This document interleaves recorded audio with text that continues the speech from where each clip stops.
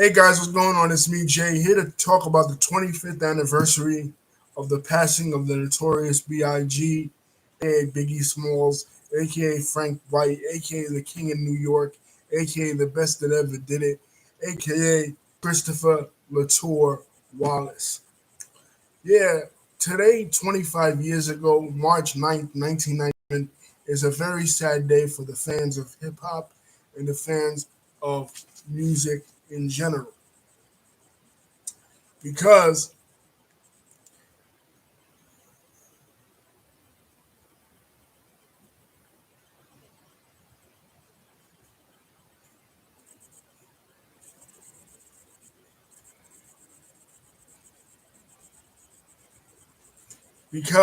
it was the passing of Biggie Smalls.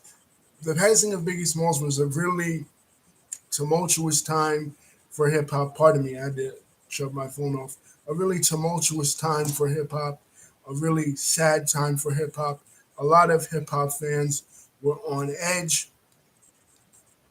during this time, thinking that um, a lot of bad stuff was going to happen. Stuff was going to happen to Snoop Dogg. Stuff was going to happen to The Lock. Stuff was going to happen to Mace. Stuff was going to happen to P. Diddy. In fact, Snoop Dogg even rode around in a car that was bomb proof. That's how scared and shook he was. It was really sad because this had been the culmination of years and years and even decades of competition between the East Coast of hip hop, the East Coast of the United States, East Coast hip hop, where hip hop was created, the Bronx, New York in the 70s, and West Coast hip hop, where it had migrated to and it had become popular in the mid 1980s with the onset of NWA. They had taken it to another level than East Coast when we had it. When we had it in the East Coast, there wasn't really that much gangsterish stuff. It was conscious in the mid to late 80s with Public Enemy, with and early 90s with Public Enemy, with Brand Nubian, with groups like that.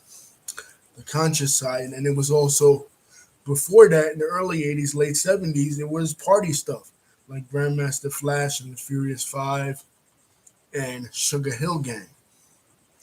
But when the West Coast got a hold of it, NWA time, they really brought the gangsterish to it. They started cursing. They started, um, you know, making it more hardcore, straight out of Compton and fuck the police. It was still somewhat political, but it wasn't overtly political in the way that Public Enemy or Brand Nubian or King Sons stuff, was. Then in 1992, Dr. Dre leaves the NWA and he goes on to found his own label with him and the help of Suge Knight, who was the bodyguard of Bobby Brown.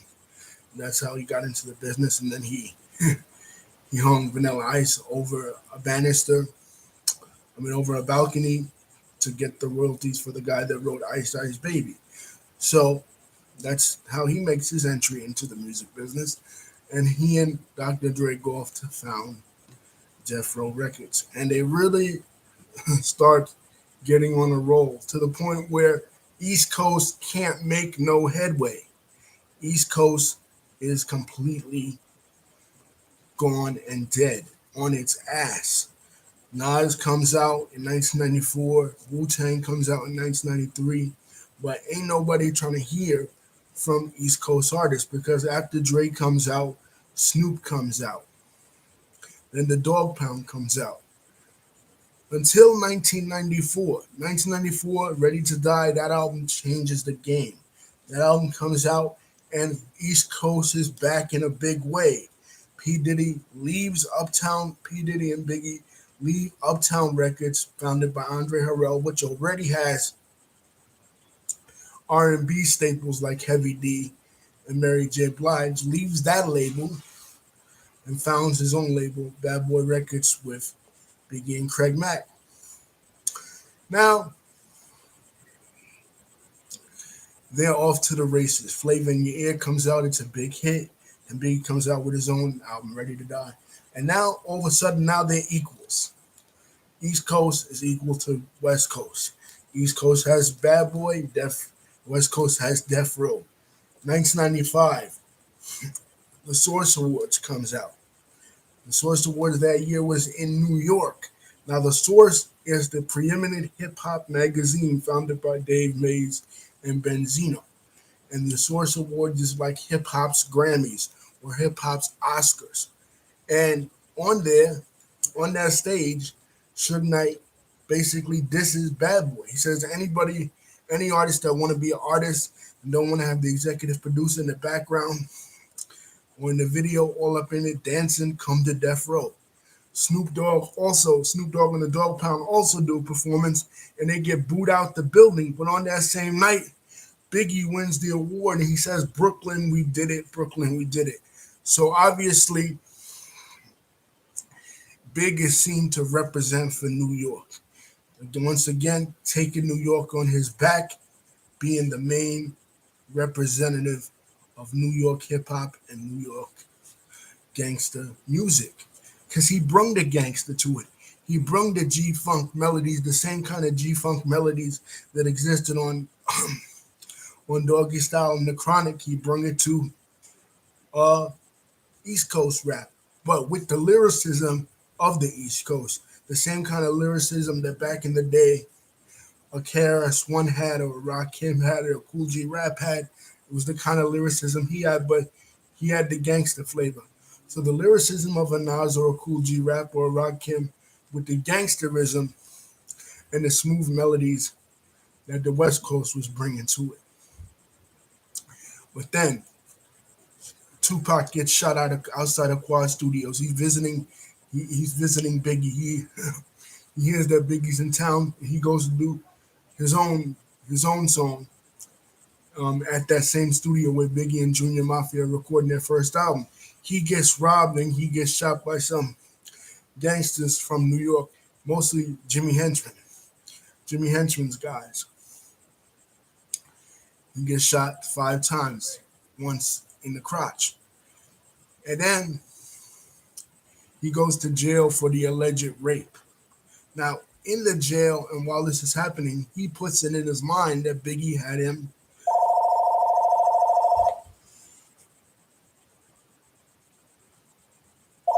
that Biggie had him that Biggie had him set up.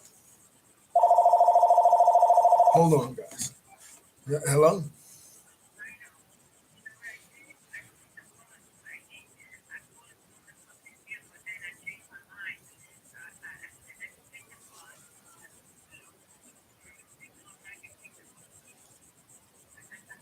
Oh, so did you get there?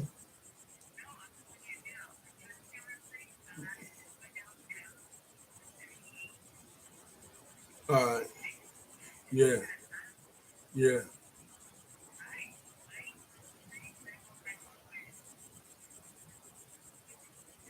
Yeah. I was in the middle of a video.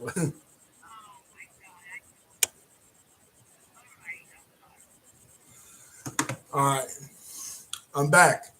So Lisa was saying uh before the shooting, they were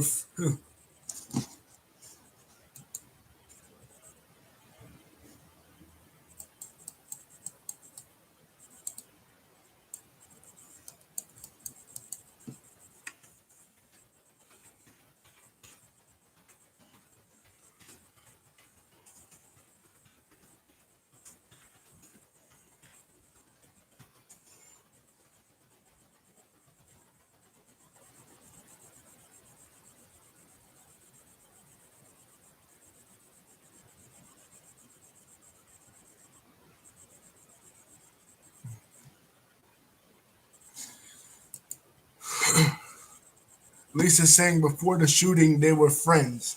Exactly, Lisa. It was in fact Tupac who gave Biggie the idea to uh, do more songs that were oriented to females because he knew that once you had the females, you had the guys. Because guys want to have sex with females, so they'll listen. You get the females first, and then the guys will be on board. Biggie's first record was on the Who's the Man soundtrack, Party and Bullshit, and it was a good song. It got the crowd hype. In fact, it got people so hype at City College, it caused a riot. But Pac knew the formula. Just like Big Pun put Fat Joe onto the formula, Fat Joe was already out, but Big Pun put him onto the formula how to make commercial hits. You appeal to the female audience. And that's what Biggie did with One More Chance remix. And that's how Big became a sex symbol for the bigger, larger men. you know, you know, he started to appeal to the sex appeal, the same kind of sex appeal that Heavy D had appealed to back in the 80s with Overweight Lover. So, yes, they were friends before that. And there is that famous freestyle that Funkmaster Flex and Big Cap did on their album In the Tunnel, where Big was like, my slow flows remarkable, peace to Mateo. Now I smoke weed like Tony Montana sniff the yeah, yo, that's crazy blunts. That freestyle. You know what I mean? So they were friends at one time, but during the time that Pac is in jail for the rape, he hears that Biggie had him set up. And then Big comes out with Who Shot You? Who Shot You? Now, Pac's main point, later on he would retract that in interviews, and his main point would be not necessarily that you had me set up, but NY is supposed to be your town. You're supposed to know who's who in NY, who's the movers, who's the shakers, who's the G's, who's the people that are really reputable on the streets in NY. So he says, you should have warned me before I came down there to visit y'all that these guys were doing this. But if you see the movie Notorious, I don't know how true this was, you know what I mean? But in the movie Notorious, Big is he is warning Tupac, listen, these are not, and in the Tupac movie too, All Eyes on Me, these are not no Hollywood type dudes. These are real gangsters. These are people Jimmy Henchman knew and was affiliated with the original 50 Cent, Kelvin Martin, of 50 Cent of Fort Greene, the paid in full posse of Fort Greene, that is the notorious posse, a notorious group of hardcore criminals and hardcore, well, not criminals, that's a prejudgment, but hardcore dudes in New York City, especially in Brooklyn. You know what I mean? He was affiliated with these dudes. And as Pac would come into New York, he would chill with these guys.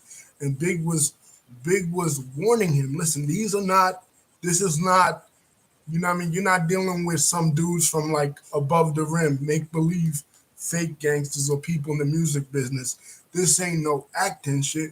This is real shit. Matter of fact, it wasn't my bad, it wasn't a Notorious movie. It was the movie in USA Network that they came out with that was based on the case. It was called Unsolved. USA Network came out with a special based on the Big and Pac case, and it was in that Big was basically warning Pac like these are some heavy dudes. You know what I mean? Like Jimmy Henchman, King Tut, people like this, heavy dudes, not to be messed with. But Pac being Pac, just like he would later do on the West Coast, I always felt like he wanted to be a gangster. You know what I mean? He wanted to be affiliated with gangsterism, and he wanted to be affiliated with the streets. He had that yearning for the streets, even though he himself wasn't a street dude. He wanted to be part of the streets. That's why later when he would go to the West Coast after Suge bails him out, and he has this personal beef with Big and Bad Boy. He decides, okay, Death Row got a beef with Bad Boy. I got a beef with Biggie and Bad Boy. Let me sign with Death Row. Suge bails him out. And he does the double album All Eyes on Me in '95. And it's just like, even over there, he becomes affiliated with street dudes over there. You know what I'm saying?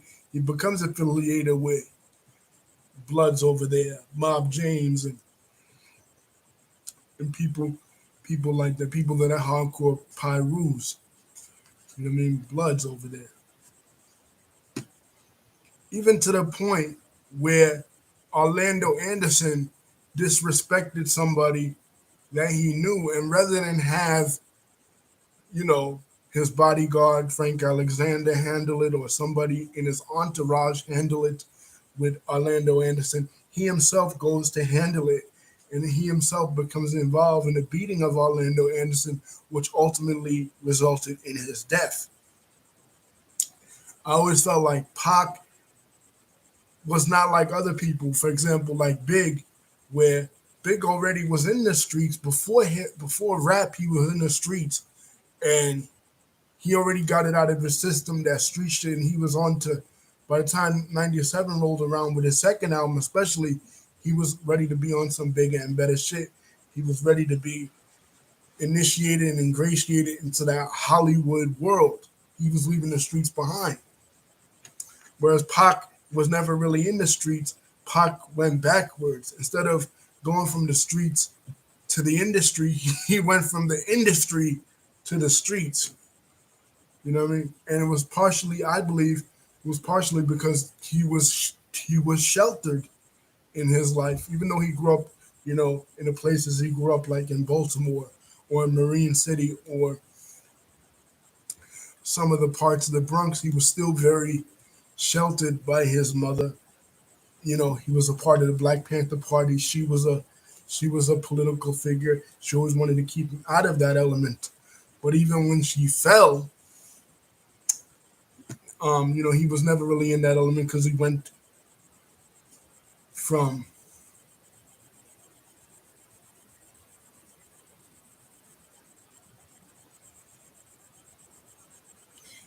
he went from revolutionary politics to the art world, being a dancer and then being involved with poetry and stuff, going to the same school as Jada Pinkett Smith.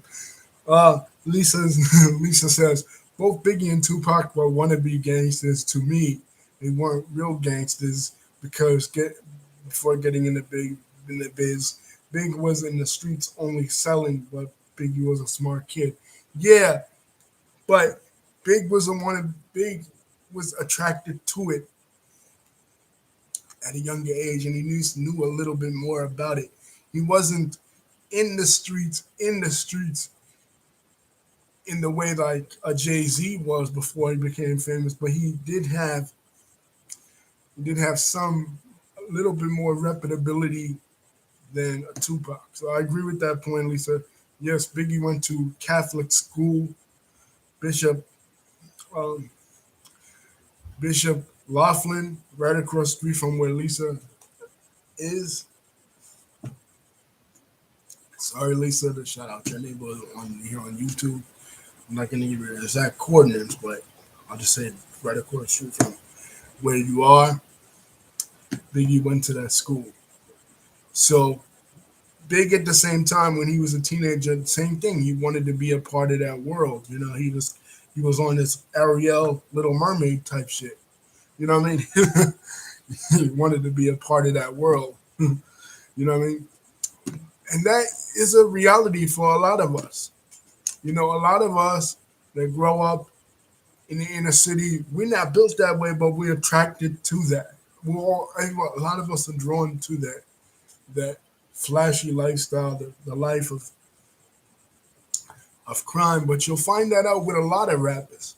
A lot of these rappers that you look up to, that you feel are hardcore gangsters, hardcore in the streets and everything, they was really good kids. But it was the people around them that was doing things like that. It was people that they were associated with. Like, for example, Nas. Nas, they talk to people from like his neighborhood, Queensbridge, like Tragedy Gaddafi, people that was really out there in the streets in that area, they'll tell you Nas was just a smart kid that got straight A's that stayed inside most of his childhood. Same thing with Ice Cube. Even straight out of Compton touches on this. Ice Cube went to a private school. You know what I mean? So a lot of these rappers, they're selling you a persona. It's sort of like wrestling fans will agree with this. Rap has its own version of kayfabe.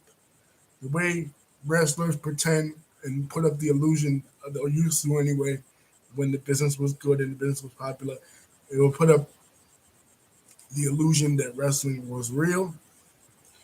And you would think, oh, all these wrestlers, they're all tough guys, right? But really, they're not tough guys. You know what I mean? Every time they got into a fight, most of them got beat up. So rappers are the same thing. They put on the illusion, they put on the mask, and they put on the front that they're hardcore, they're gangsters, but really most of them ain't. You know what I mean? But with Big, he was a little bit in the streets though. He was really moving weight in the streets. Tupac was an actor. He went to a special private arts school. You know, he was ballerina and, being a dancer. Um, and when he got famous, he wanted to be with them dudes. You know what I mean? He wanted to be with the gangsters, whether it be on the East Coast or the West Coast. But a lot of people that like you see now in Vlad TV interviews and stuff, a lot of these rappers will say, I mean not rappers, people that are associated with Suge Knight and stuff, like Mob James, they will say that Suge Knight and Tupac was kind of stupid because they're trying to use rap as a way to get out of the game, trying to use rap as a way to get out of the gangster lifestyle. And here these guys are using their fame and fortune to try and get into the gangster world. People always, the nature of human beings is that we always think the grass is greener on the other side. You know what I'm saying? So if you grew up in an ultra conservative home, really strict parents, or really whatever, really strict parents, like Tupac's mom was really strict, Biggie's mom was really strict. Biggie's mom always stressing education, Pac's mom always stressing education. If you grew up in that type of environment, when you get out of that type of environment, whether it be like when you're on your own with your friends on the corner, like with Big, or when you become famous, like with Tupac, you want to surround yourself with the opposite because you're curious about what that life is. It's sort of like, why do good girls? Remember the old saying back in the day, and there was even a play about this.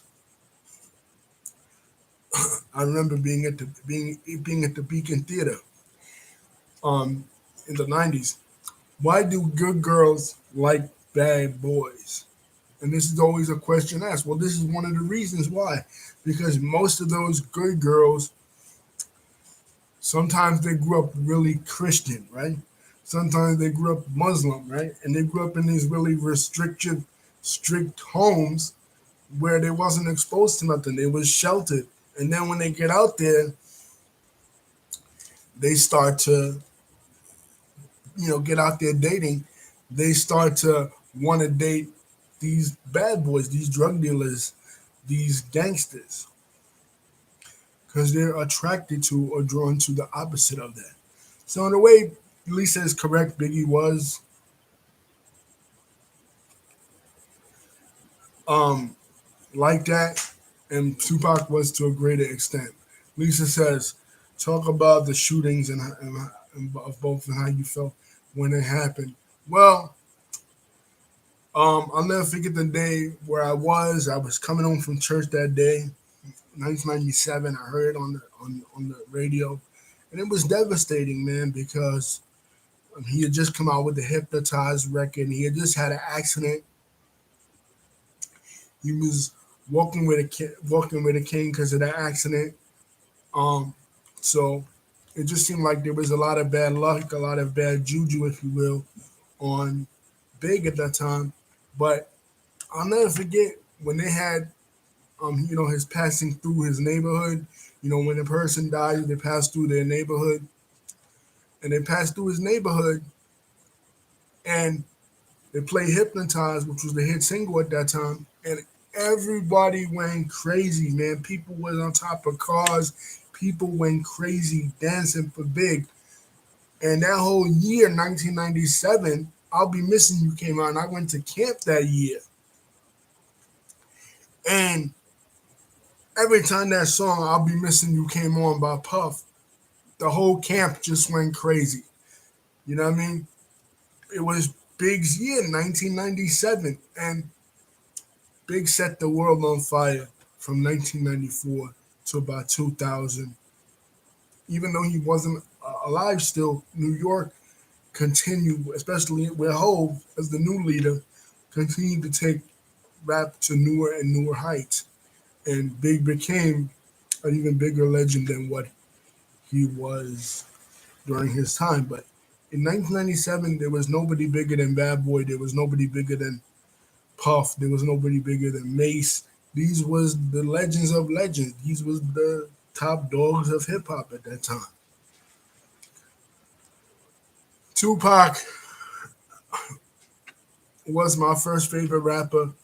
You know, when I first got into hip hop, like in the early '90s, I got into West Coast rap. But when Big died, I really started to notice his lyrics a lot more, and he was just a tremendous lyricist. Like nobody, his flow, his swagger, nobody's was better. People talk about Tupac because of the political stuff and because of the social impact, but when it came to flowing lyrics and just hip hop, Big was better than Pac. You know what I mean? Like that's a reality. That's the truth. You know. The shooting of Tupac, Lisa. I don't really remember where I was when I heard it. I remember that night watching that pay per view. It was a fight. It was a fight between Bruce Seldon and Mike Tyson. And one of the things about a Mike Tyson fight in the '90s, and this is what I think really had Pac's adrenaline pumping. You know, was that Mike Tyson's fights was mad short. They were super duper short in the '90s, even especially when he came back after 1995, when he himself came back out of jail. They were super short. It'd be like 5 or 10 minutes, and he would knock the guy out. And I think Pac being in attendance that night, his adrenaline was still pumping. He was still revved up, and he just heard about um his chain snatcher. He was ready to start punching people and start kicking people because you in a boxing arena, your adrenaline is pumping, your testosterone is pumping, and you're ready to get it popping. You know what I mean? So uh, that's what I think contributed to his death as well. Um, do I think they are both legends? Mm, yeah, of course. I mean, duh. Yeah, yeah, they're both legends, and I want to address that, Lisa. This video by Wack 100. The Wack 100 in the game was on Drink Champs, and Wack had Wack made a remark that Nipsey Hussle and Biggie are not legends, but Tupac is. And uh, the game disagreed with him, and he gave the compare because of course Biggie only had 2 albums. Right, that was his excuse. Oh, he only had 2 albums. How can he be considered a legend? That's stupid. And then Gang gave the comparison of Jesus. He said, well, Jesus, by the time he was 33, he had not had a huge impact on the world. He only had like 12 followers. And then subsequently, he then was considered a legend and then considered the son of God. At least by the Christians. But I want to weigh in a little on that. That's stupid for Wack 100 to say, and that's a really troll comment.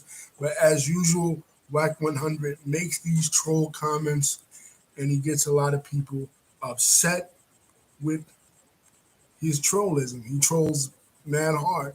He had this incident with the Mexican rapper from a while ago. He had an incident with when he was dissing New York, where he said to call Bobby Shmurda soft. He had an incident with Master P, where he was dissing Master P and something. He had an incident with the New York City Bloods, where he was dissing the New York City Bloods, saying they ain't real Bloods. Basically questioning somebody's gangsterism, somebody's gangster, or somebody's authenticity. He's basically a troll. He's the game's ex-manager, and even the game is disagreeing with him. Even the game is basically saying, look, dude, it's not the length of time that you are on the scene or in the zeitgeist.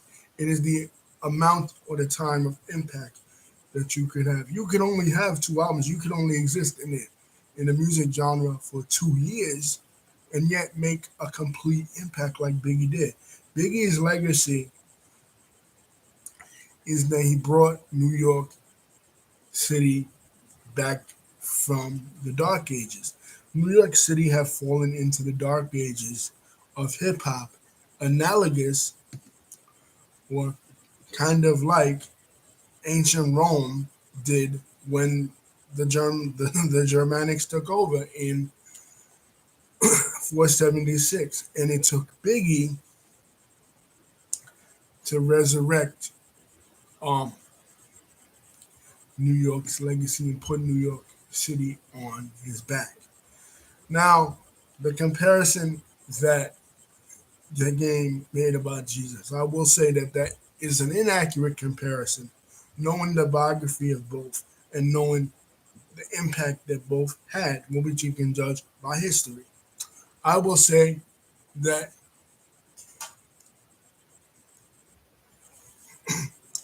when Jesus comes around in that corner of the Middle East, in the Judea corner, a subset of Palestine, by the time the crucifixion happens, because of the time we're living in a time of antiquity.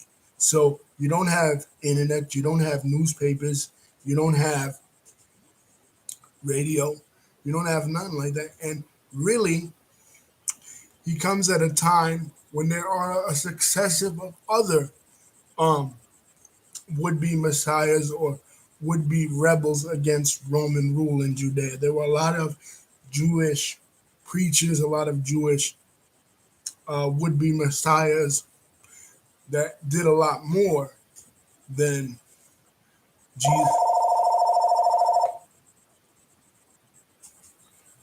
a lot more than Jesus did at that time. One specifically is Bar Kokhba, who launched a failed takeover of Judea and was beaten and was responsible for the second Jewish temple being torn down in 70 AD and the Jews being thrown out of Palestine. So my point being, at that time, Jesus was not well known in the Mediterranean world in the same way Biggie was known in the hip hop world. Biggie may have not been beloved by people on the West Coast or people in other regions of the country or the world at that time, as he was in New York, but he was at least known.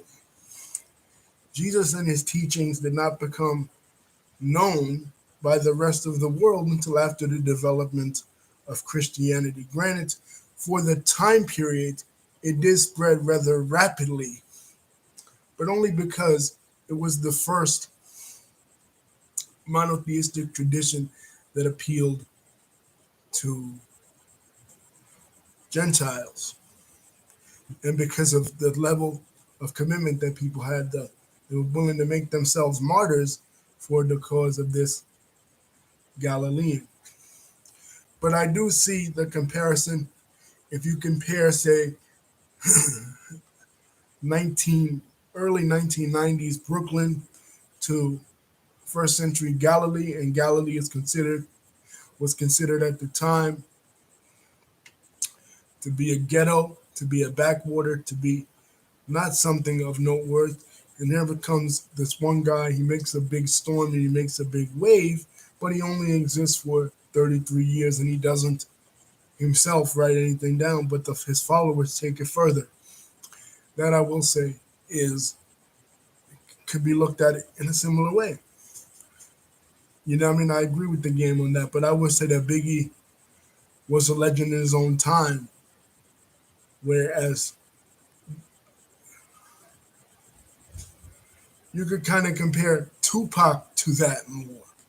I would say, Lisa, because at the time that Tupac was around, right? Tupac was more in the Jesus vein, and I'll say this because he was one of many West Coast rappers at that time, just like Jesus was one of many Jewish rebels against the Romans. Jesus wasn't the only rebel against the Romans, and Tupac wasn't the only West Coast rapper. There was other West Coast rappers doing the West Coast thing way before Pac was doing it. But when he died, his legend took on a different cult status. He wasn't the first. Biggie could be compared more so to his status. If you want to compare religious figures and rap figures, and anybody offended by this, forgive me. I'm not saying they're the same. I'm saying if you wanted to compare it, you can say it is sort of like a Muhammad. Biggie put New York on the rap map, if you will, the map, the map of the rap world, and gave New York the recognition solely. There wasn't anybody else doing it but him at the time. You know what I mean? Yeah, people, Wu-Tang Clan and Nas, but they failed to garner any attention. Just like Muhammad was the only guy doing it for Arabia, putting Arabia on the map. Arabia, somewhere that nobody was even thinking about, was not even at the epicenter of previous religious strict scriptures. And he was the sole representative of New York, the way that Muhammad was the sole representative of that part of Arabia. You know what I mean? So I would say that Tupac's status was more of like a Jesus. There was a lot of West Coast rappers, but because of his political history, his articulation, and his charisma, he stood out more than other West Coast rappers. And he became the epitome of West Coast rap, the legend of West Coast rap, to such a point that after he died, there wasn't anybody else to take the ball further in the West Coast. The West Coast fell completely behind. Until 2005, nobody was even checking for the West Coast at all. When Pac was the sole representative of the West Coast. Even though there was other guys out there, when he died, nobody did it with as much conviction as him. And just like with Jesus, he had the political resistance side to him. And he had the tenderness and the caring side to him, which Biggie did not have. Biggie was more boisterous. So I would say his comparison's kind of right, kind of not right, in a way. But I would say, to me, that is a better comparison of that. But Wack 100, digging into these old wounds, digging into the wounds of this East Coast, West Coast thing. If anything, what Lisa said before is true. Wack 100 says things he doesn't need to say. As the Macho Man once said, Wack 100 is there grandstanding and hot dogging, telling people what he feels about this and what he feels about that. Well,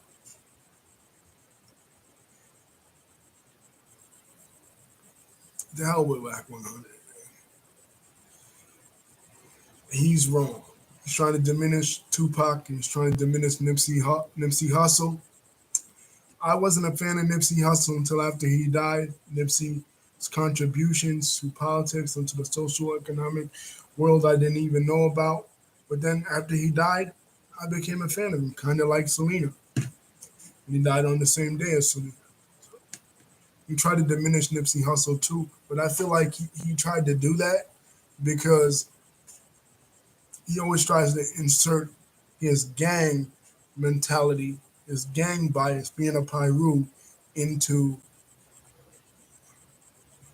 uh, whatever commentary he does. So he says he says fuck Nipsey Hussle because Nipsey Hussle was on a different gang affiliation. He says Big is not as big as Tupac because Big had it was affiliated with people like Keefy D, and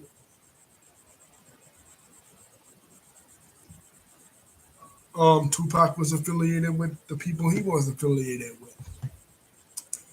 He says, he would never sign a Sereno rap, and then the thing with the Sereno, so he's always opening his mouth when it. Today's what kind of making New York the epicenter, at least. That that was my point. It's like it is sort of like a Muhammad in a way because he put the focus on New York, where the focus was never on New York previous to that in the '90s anyway. When it came to hardcore hip hop, he was the messenger for the New York movement. As far as today's hip hop, whereas Tupac was the martyr for the movement, so Tupac is more along the lines of a Jesus, and, in my opinion. Where is uh today, as far as today's hip hop, just putting the focus on New York. We might not like what New York is putting out there. We might not feel like the energy that New York is putting out there is something, but at least rappers are still talking about New York. Nobody is really talking besides, well, um, Schoolboy Q or Kendrick Lamar of the West Coast, really. And even them, they're not doing the style that Pac, well, Kendrick Lamar, as I stand corrected. Really, their style is still kind of influenced by, the G Funk style, not really the style that Pac was putting out there. So keeping New York alive, putting the focus on New York, that is Biggie's influence. Also, another thing that is his influence is bringing out Lil Kim and changing the way that female rappers were perceived. And bringing hardcore to the East Coast. Now, I know people are going to say, well, hardcore was already on the East Coast. Schoolie D came out with PSK. What does it mean in 1985? Yeah, but really the West Coast got the credit for hardcore, got the credit for the gangster music,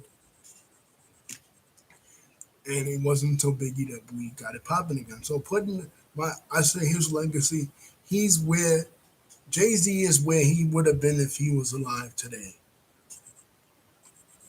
because Jay-Z kept it rolling for New York, and mostly every rapper that was affiliated with New York and involved with New York stems from Biggie's influence. You can see his influence everywhere in hip hop. You can see Pac's influence too, but specifically for the city of New York, for the borough of Brooklyn, you can uh, it is Biggie's influence. Putting the focus, his impact is they put the focus back on New York, and that's why I think people like Wack 100 are haters. You know what I mean? Because the West Coast didn't have the run that the East Coast had. We won the war, baby. You know what I mean? We won the war. You know what I mean? The battle was won by us. It's like how the South always complains about losing the Civil War. Too bad you lost. You know, you know, you couldn't compete with New York. You couldn't compete with what we were doing. You lost.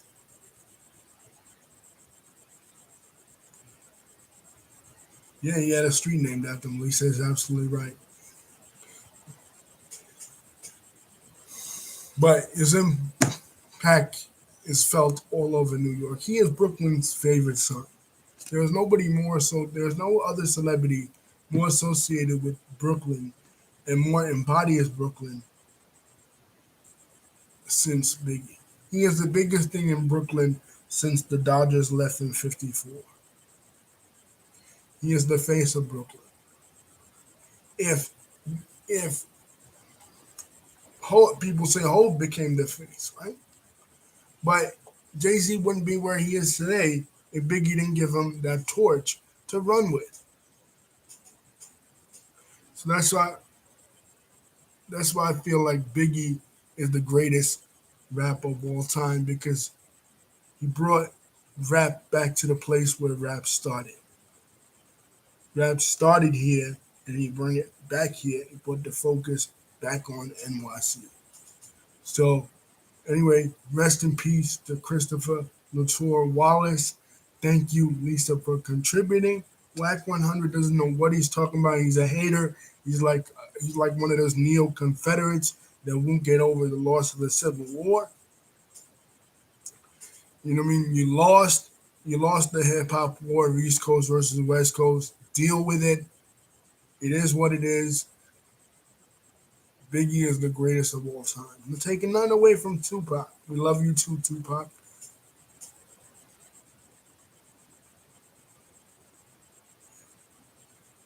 Yeah, Lisa saying, and that's true.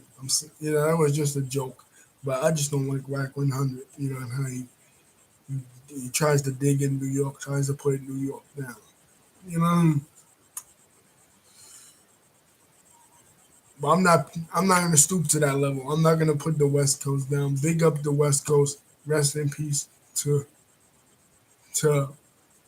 both these guys and every single other rapper that we lost. Love you guys. Don't forget to like, subscribe, and put your comments in the comment section. I noticed in the other Biggie video, yeah, I had 2 dislikes. I'll let you know what you disliked about the video. Even if you dislike me personally, say I'm a motherfucker. You know what I mean? Fuck me, right?